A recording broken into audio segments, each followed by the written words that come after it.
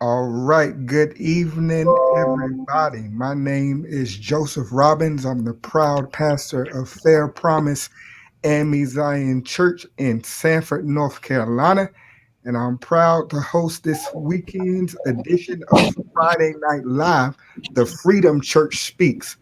I share this platform with some dear friends and colleagues, those who I admire and love and inspire to be like one day. I'm going to ask if we can go around and introduce ourselves very quickly. Hey everybody, Dr. Alexa Rivera. I'm not sure what else you want me to introduce myself, but yeah, Dr. Alexa Rivera.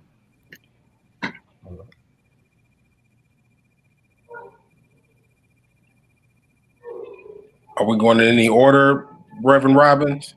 Go ahead. Whoever feels compelled, please. Okay, I'm Reverend Sam Brown. I All right. pastor the Logan Temple Church in Knoxville, Tennessee. Thank you. I'm Reverend Dr. Dominique Aisha Robinson, and I serve as the Dean of Chapel at Wiley College in Marshall, Texas. Wonderful. Malcolm Bird, pastor of Mother AME Zion Church here in New York City. Glad to be here. Awesome. I'm Reverend Lakeisha Womack. Pleasure to have everybody. We have a short while, but it's going to be a good, rich conversation. The first question for any of our panelists to respond to is what is the church's role in voting today? If it be voter registration, protecting voting rights, combating against voter suppression tactics, what is our significance and importance, especially in this time that we're living in right now?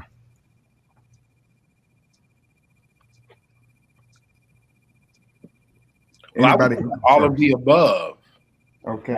Reverend Robbins, I think that we have an obligation to make sure that we keep our parishioners educated on the issues. We need to always provide a space for them to engage with elected officials. And we also need to be at the forefront. And this is, I would say, on a larger scale, denominational wise, at the forefront of protecting voting rights and combating voter suppression. We see that voter suppression is something that is everywhere.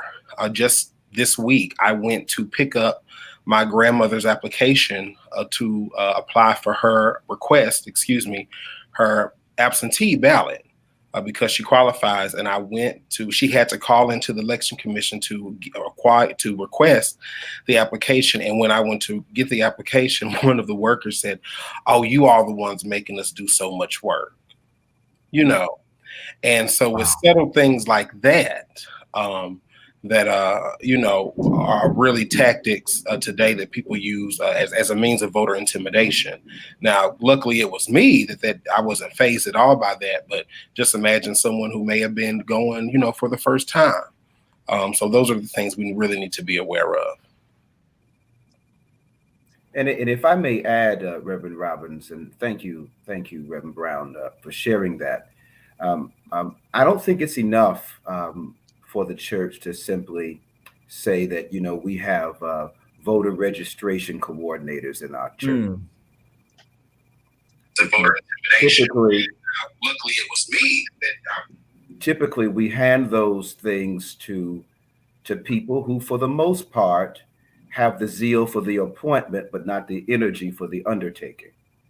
And so what I would like to see concerning voting in those states where we know there is significant voter suppression, I would like to see the church more aggressively not only push people to vote, but aggressively fight the evils of voter suppression in those areas. We know the states. Georgia is a big one. We've seen voter suppression in Tennessee, in Texas, and in other places where, in many respects, our churches are represented. So it's more than just get out to vote. Let's dismantle the system of suppression that can be a roadblock to many of our people. This is the United States of America. No one should be standing outside in the sun for 5 and 6 hours trying to vote on one working voting machine. So let's just not tell folk to vote. Let's just not tell people to have a voting coordinator, because we're essentially coordinating people who already know to go vote. Let's dismantle this suppression. And I think the Church of Black Liberation can do that if we are still interested in doing that.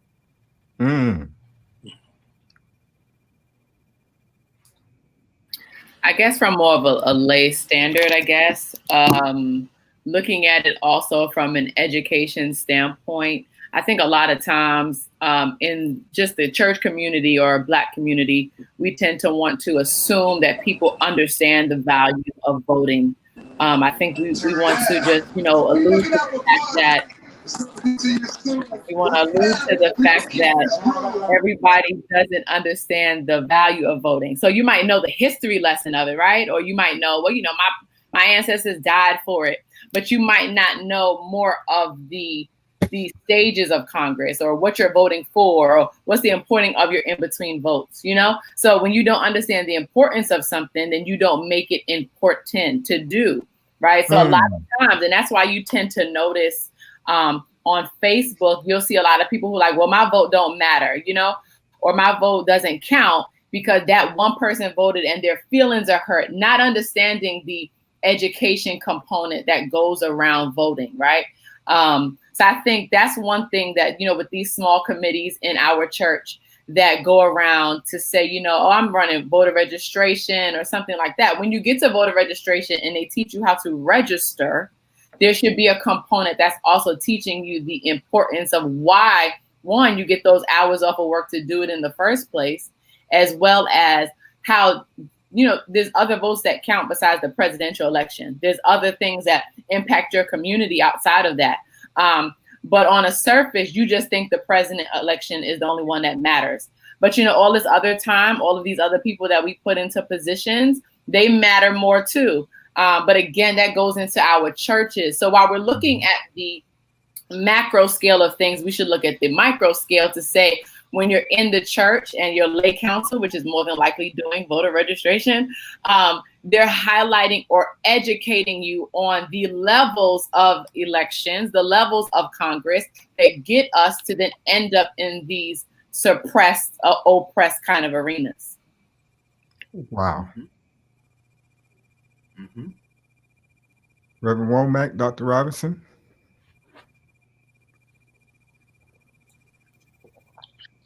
So I'll go. I think that you all have basically, hit on the important roles that the church can play, and I definitely think that what Dr. Rivera spoke on about education is very important. When you ask people, who is your state senator, who is your United States senator, who is your school superintendent? When you start asking those questions, then people draw a blank, yet they want to protest issues. And I've even been in forums where people have called on the mayor to make certain changes that are not in the hands of the mayor. There are things that your state representative might be in charge of. So I think that we focus so much on voter registration, but not voter education. So some people don't vote because they don't know who to vote for.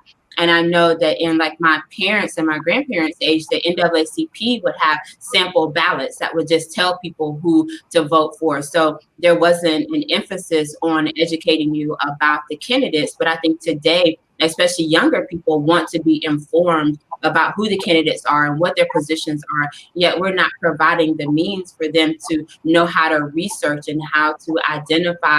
Just because someone says they're a Democrat, like there are a lot of Democrats who are actually Republicans running on a Democratic ticket. So how do you examine their voter record? How do you examine their platform to ensure that their policies are in your self-interest? So I think that there's a lot of work that the church can do, but the bigger question is, does the church want to do this work? Very important question. All right. I also want to ask, I have sort of an addendum to that question.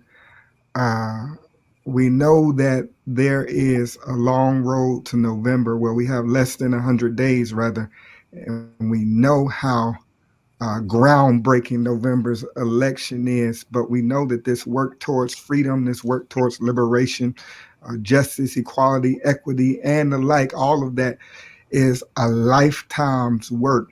What does the church's work look like outside of simply just voter registration or voter education? While that is extremely important, what are some things that the church can do to keep the momentum going when the emotions are down? What is it that the church can do to keep people engaged in the struggle? That's for anybody.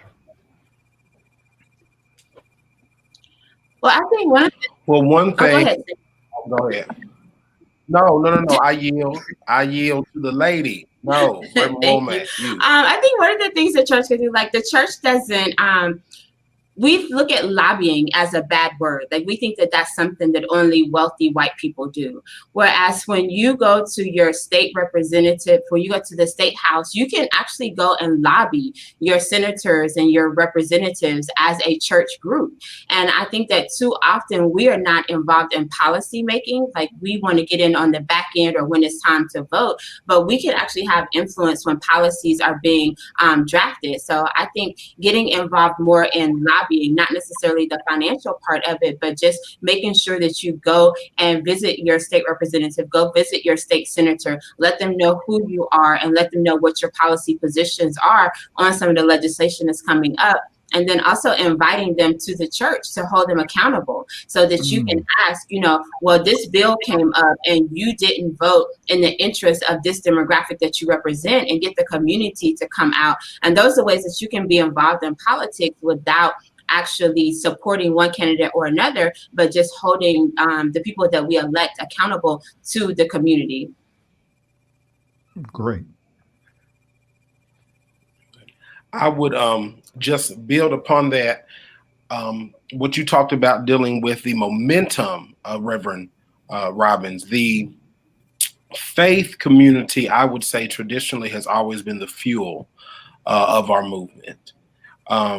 It has been the faith community that served as the communicator between the mind and the muscle. If you were to look at our movement and break it down into those two components, you had the mind, Charles Hamilton Houston, Bishop Tucker, Thurgood Marshall, those personalities that through their academic training and then once they got into their professional careers, they used their intellect to be able to combat these injustices. And while simultaneously you had the muscle that was doing the demonstrations, freedom riders, encountering the Bull Connors, the Laurie Pridgetts, the Jim Clarks on a daily basis. And if you paid attention to the movement, it was the church, specifically the clergy, but lay people as well. But it was the faith community that carried that message back and forth. And I always reference the scene in Selma when President Johnson basically tried to push to the side Dr. King's conversation about the Voting Rights Act. And he tells him essentially, this Voting Rights Act is going to have to wait. I want to focus on poverty. And Dr. King very respectfully said, okay, Mr. President, thank you for your time. He leaves the Oval Office, walks out into the lobby and tells Abernathy and Shuttlesworth we're going to Selma. And then they go to Selma to begin to demonstrate something that accompanies what is happening or what they're trying to push within the halls of Congress. And I think we've hit a place to where there is no communication between the mind and the muscle. And so you've got the muscle over here doing its thing, the mind is doing its thing, and there's no collaboration and we're not really making any ground. So I think if the church can once more reestablish itself as that communicator between the two parties and be that glue that holds them together, I think that'll really put us in a better place to be able to have influence when it comes to enacting meaningful policy. Because I can't believe that the Voting Rights Act of 65 has really had its teeth taken away since 2012, and nobody's really said anything to start a conversation to remedy that. And I think we can be at the forefront of that because we were at the forefront of its initial drafting. So. I would like to speak to your point regarding what can the church do in the midst of this. The first thing, from my perspective, we must do before we set out to embark upon any worthwhile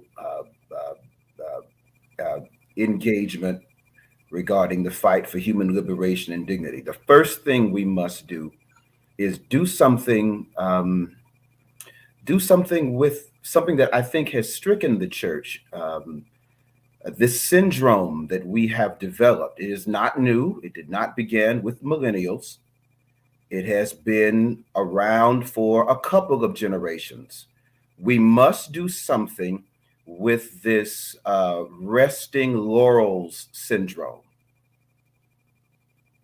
This idea that the AME Zion Church did enough through Madam C.J. Walker, Frederick Douglass, Harriet Tubman, Sojourner Truth, Bishop Logan, Paul Robeson, Dabney, Napoleon Montgomery, and others, that we did enough during Reconstruction, we did enough in the late 18th century, we did enough with our churches being underground railroad stops, that now we have essentially said we are retired from the work of liberation.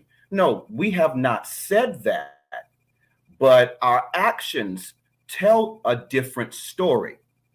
I was reading the other day some of the work of Gayrod Wilmore, which I trust that we are all familiar. And I was looking in one of his footnotes, and he quoted Leon Walter Watts, one of our late great AME Zion leaders and pastors and liberation thinker in every respect. You talk about James Cone, and I love the work of James Cone, but he really was inspired through the works of Karl Barth from things that was written by Leon Watts and others that inspired some of his works that we began to know so very well. The footnote of Gayrod Wilmore's work, when he was talking about the Black church and liberation, there was a note down there from Leon Watts that talked about how white Christians love words, but they despise action. They love statements. They want to put on page that we're on board with doing this, that, and the third. That was 1978, 1979 that Leon Watts said that. The flip of that is that now we have become a church. I'm not just talking about Zion, but I mean, for the most part, in many respects, the Black church is very, very comfortable in many respects with lip service. We are in a place right now where we are attempting to save our institutional life because COVID has done a job on us. We've had to make these hard pivots in the midst of what we see now, what's going on in the world now. But there has to still be a commitment to the fight for human liberation and dignity. Every time I hear someone speak about us being the Freedom Church and that person is not really leading or fostering Freedom Church ideals, that's heavily problematic for me. Because the Freedom Church that I know about would be totally engaged in every sense of the word with what's going on. But what we largely see is pretty much the heart of our social justice work as a denomination is largely rested upon the shoulders of some lay people, some forward-thinking clergy who are willing to bear the entire social justice burden of the denomination on our shoulders, because we realize this fight is not about us. It's larger than us, but we also know that it's in our DNA not only to speak truth to power, but to also agitate the gravel upon which power stands, so that whenever you come around the AME Zion Church or a member of the AME Zion Church, if you are not committed to justice, you should be automatically uncomfortable. So we have to do something first with this resting laurels. Now, I'm a historian. I love the contributions of our ancestors, but they passed us a baton. I just wish we'd stop dropping it. Wow. Wow. But I think that I agree with everything that all of my wonderful colleagues have said. But I will say this. I think that much of the progress and work that has happened within our church have happened with laity and women. And when we look at what's happening now, the apathy that we see is coming from the leadership. And so we need to return back to who we were as a founding church, as a grassroots movement, who people who from the very quote unquote bottom of the totem pole, who left the church, that did not welcome them. We've become so hierarchical and respectful of titles and positions that we stopped doing the work. So this apathy has to really start again from the bottom up, because we're not seeing it from the top down. And, Wow. that's typically where great movements began. They are essentially grassroots efforts that make their way up. And so for those who are closest to pavement level, our commitment must be whatever God has placed in our hands. I'm going to do my very best where I'm planted to ensure that liberation is actually the entree of whatever I'm doing, and not just a curl of parsley on the side of the plate. That if it's not about liberation, what is it really about? If it's really not about liberation, it's really putting somebody in bondage. So who's going in bondage this time? If it's not pushing liberation for our people, who's in bondage? And I hope it's not the people who should be fighting for liberation. I hope we're not in bondage. But we are. Speak. But we are. We are in bondage, caught in classism and capitalism, and sexism and patriarchy. We certainly are in bondage. And oftentimes, as you were saying, when we seek to find liberation, first off, liberation for who? How are we seeking to get that liberation? And again, who's marginalized in the process? And we have to be honest about who we are as a hierarchical church, taking on European paradigms of politics and polity.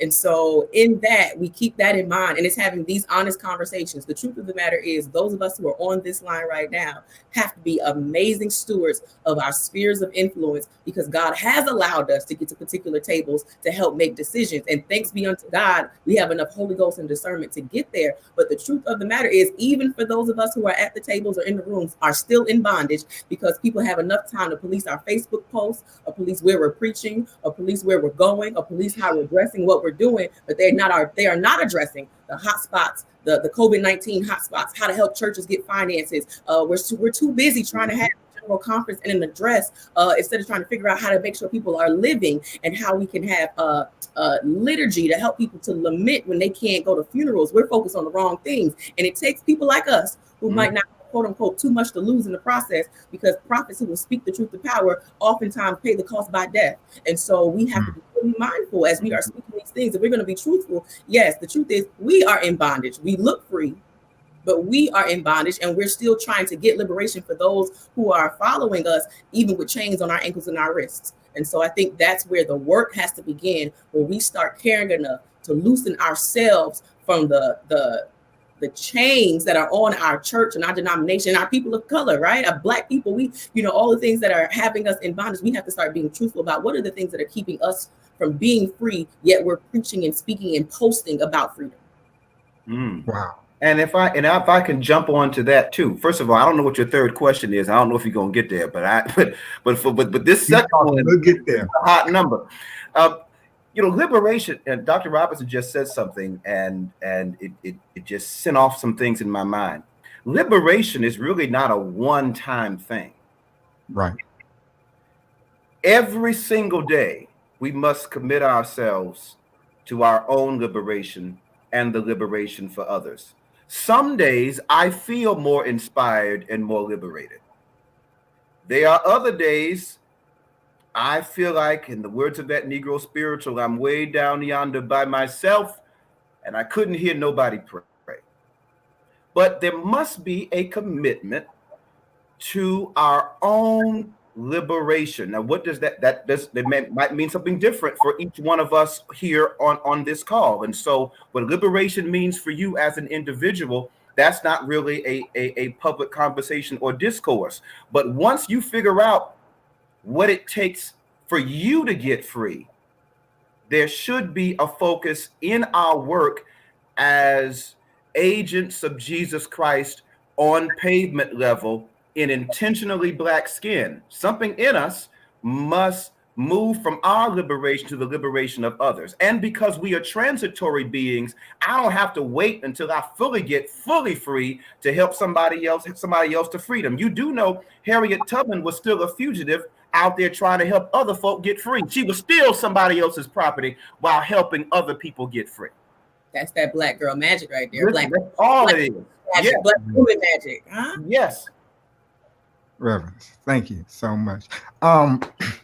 This pandemic, you said something, Dr. Bird, earlier, how in the midst of this pandemic, we're trying to seemingly salvage our institutional identity and what it means to do church or be church. But the truth of the matter is that may not ever look the same again.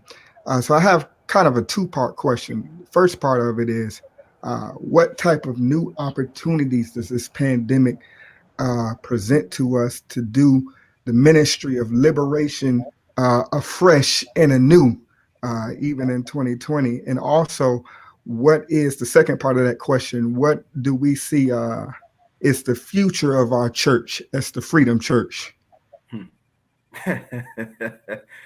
I'll jump out here, and I won't talk long. I'll just say this. All Jesus right. Says, anyone interested in saving their own life is going to lose it. But if you lose it for my sake, says Jesus, you'll find it. James Cone took that and did a little more with that. Since we're talking about the Black church and liberation, you got to put some Cone in here and some Cal Marshall and some Leon Watts and some Phyllis Wheatley and others. I was asking if you had a sister in that list. You know I got a sister. Come on now.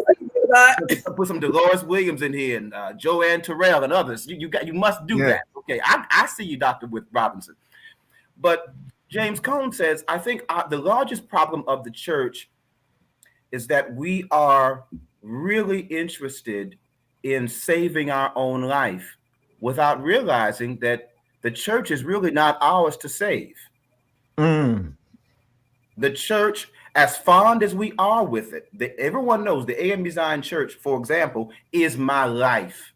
This church is my life, and I intentionally casted my lot in the A.M. Zion Church.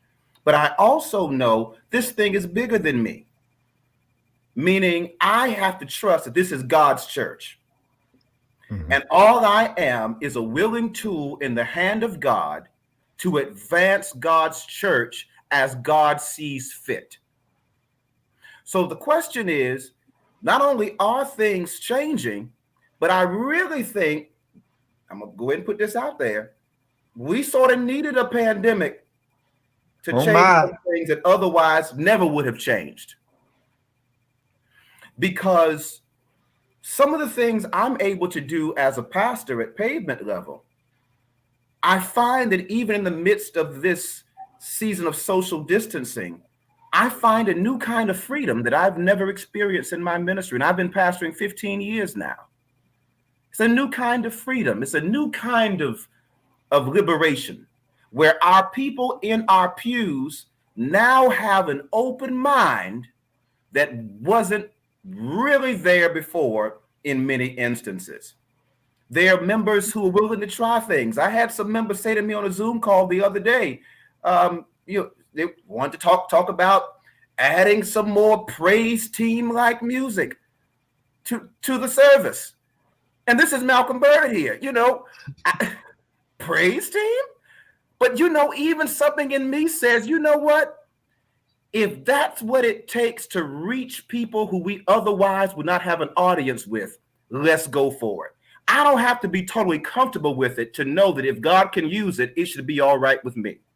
You see what I'm trying to say? If God can use it, it should be all right with me. Second part of your question is, what does the Freedom Church look like now? It looks like people who are interested in doing something about what's going on in our world, doing something about what's going on in our communities.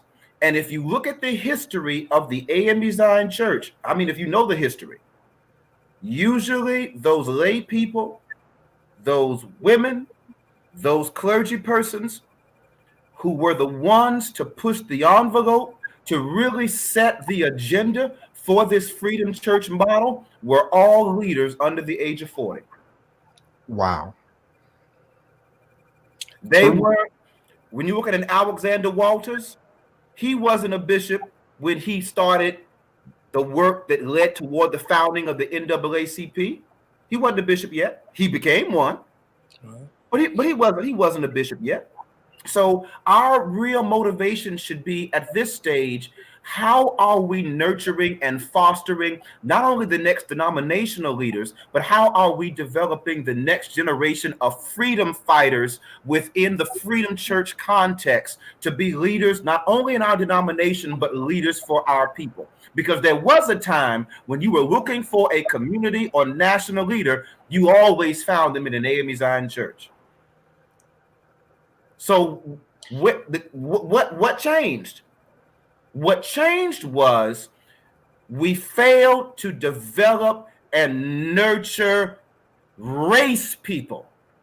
I don't mean just church people. I mean race people. People who were interested in the fight and weren't afraid of it. Who made sure that if their members weren't going to school board meetings, that pastor had enough juice where they brought the school board meeting to the church.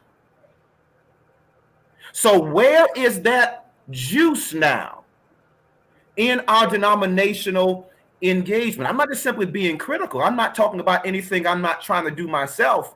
But when you read the history of our church, the heritage that we have inherited, that has been synonymous to us.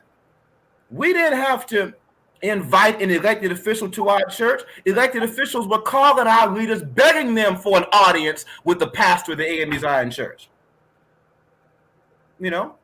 Well, I think if I could just jump in here, I think we've lost the focus on what the purpose of a denomination is.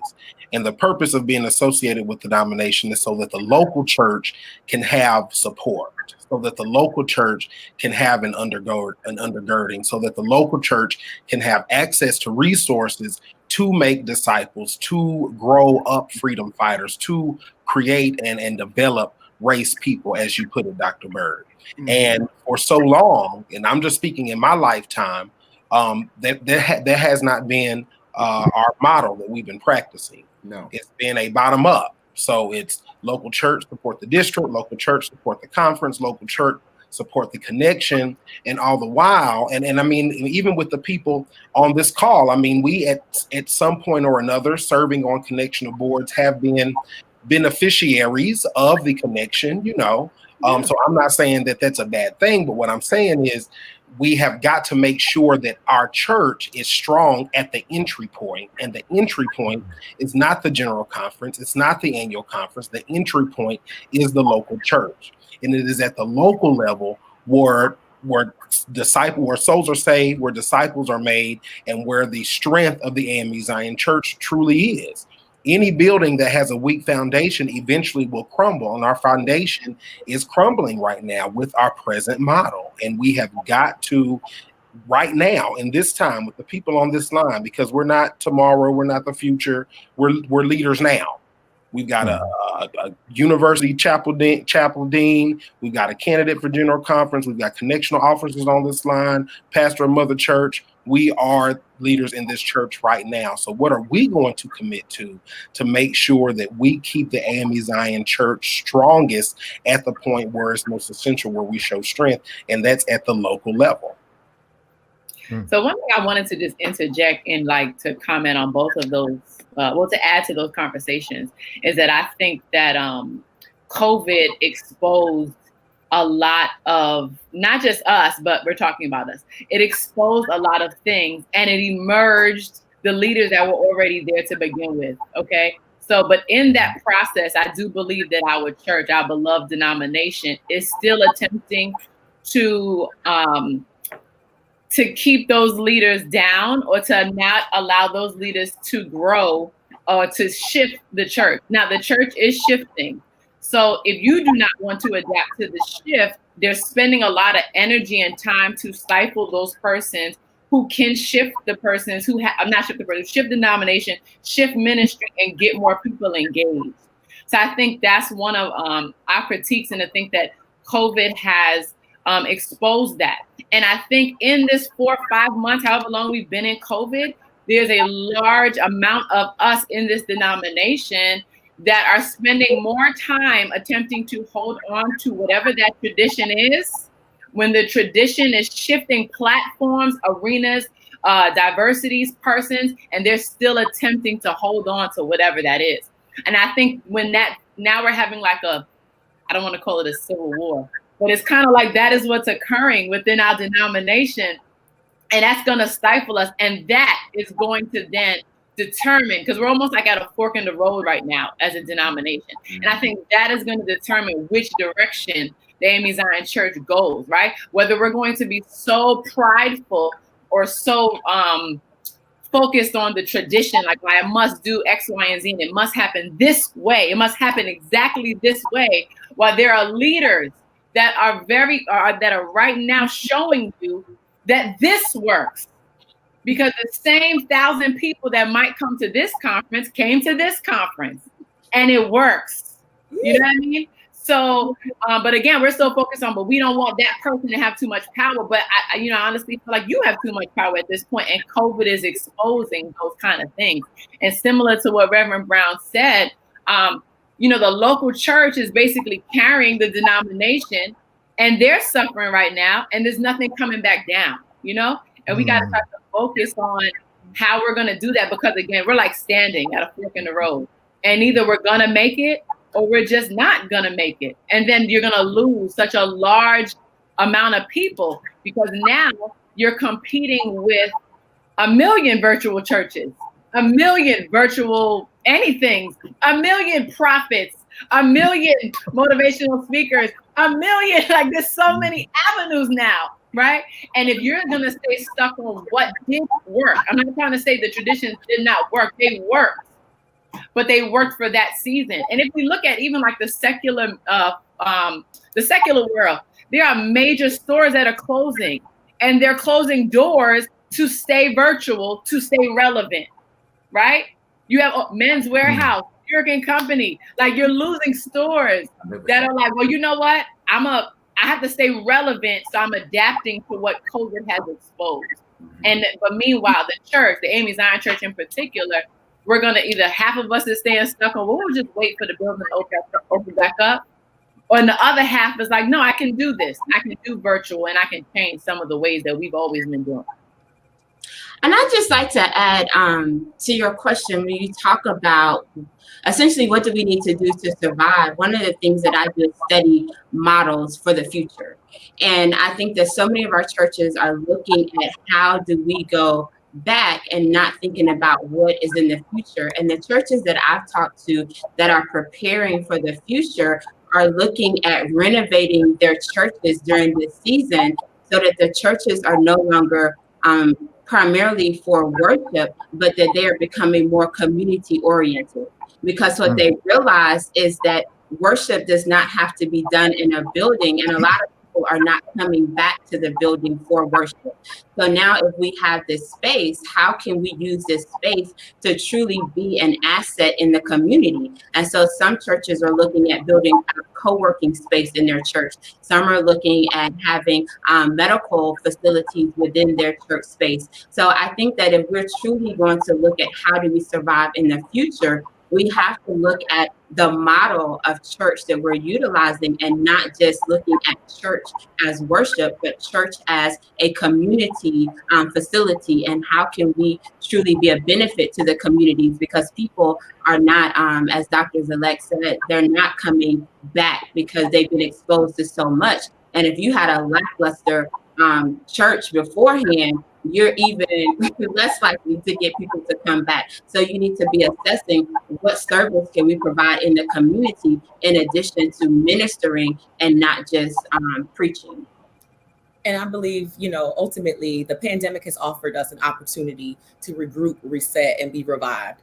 This pandemic has offered many of our clergy persons who are undereducated to go get educated. This pandemic has offered many for us to return back to us calling ourselves the connectional church, to actually start being connectional. How can our local churches begin to collaborate and work together? How can we start using our supernumerary preachers to give our senior pastors a respite and a break?